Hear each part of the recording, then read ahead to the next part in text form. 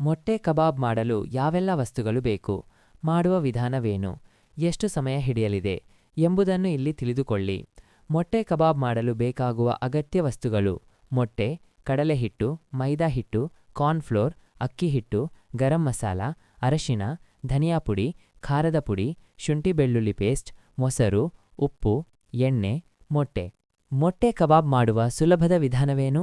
ಮೊದಲು ಒಂದು ಬೌಲ್ ತೆಗೆದುಕೊಂಡು ಅದಕ್ಕೆ 2 ಸ್ಪೂನ್ ಕಡಲೆ ಹಿಟ್ಟು, ಅಕ್ಕಿ ಹಿಟ್ಟು, ಮೈದಾ ಹಿಟ್ಟು, ಕಾರ್ನ್ಫ್ಲೋರ್ ಹಾಕಿಕೊಳ್ಳಿ. ಎಲ್ಲರವೂ ಒಂದೇ ಅಳತೆಯರಿ ತೆಗೆದುಕೊಳ್ಳಿ. ಹಾಗೆ ಇದಕ್ಕೆ 1 ಸ್ಪೂನ್ ಖಾರದ ಪುಡಿ ಸಹ ಹಾಕಿಕೊಳ್ಳಿ.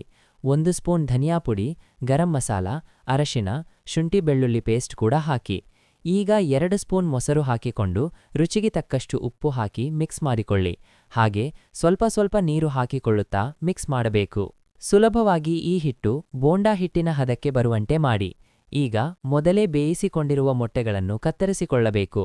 ಒಂದು ಮೊಟ್ಟೆಯಲ್ಲಿ 2ರಿಂದ ನೀವು 4 ಭಾಗ ಸಹ ಮಾಡಿಕೊಳ್ಳಬಹುದು. ಈಗ ಕತ್ತರಿಸಿಕೊಂಡ ಮೊಟ್ಟೆಗಳನ್ನು ಈ ಹಿಟ್ಟಿಗೆ ಹಾಕಿ. ಹಾಗೆ ಒಲೆ ಮೇಲೆ ಬಾಣಲೆ ಇಟ್ಟು ಅದಕ್ಕೆ ಎಣ್ಣೆ ಹಾಕಿ ಕಾಯಲು ಬಿಡಿ. ಈಗ ಮೊಟ್ಟೆಗಳಿಗೆ ಹಿಟ್ಟು ಚೆನ್ನಾಗಿ ಹಿಡಿದಿದ್ದರೆ 5ರಿಂದ 6 ಮೊಟ್ಟೆಗಳನ್ನು ಒಮ್ಮೆ ಎಣ್ಣೆಯನ್ನು ಬಿಟ್ಟುಕೊಳ್ಳಬಹುದು.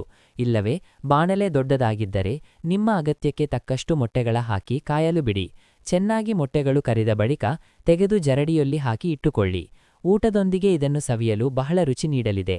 ನೀವು ಸಹ ಸುಲಭವಾಗಿ ಮಾಡಿ ಸವಿಯಬಹುದು. ಮನೆಯ ಎಲ್ಲರಿಗೂ ಇದು ಇಷ್ಟವಾಗುತ್ತೆ. ನೀವು ಸಹ ಮಾಡಿ ಸವಿದು ನೋಡಿ.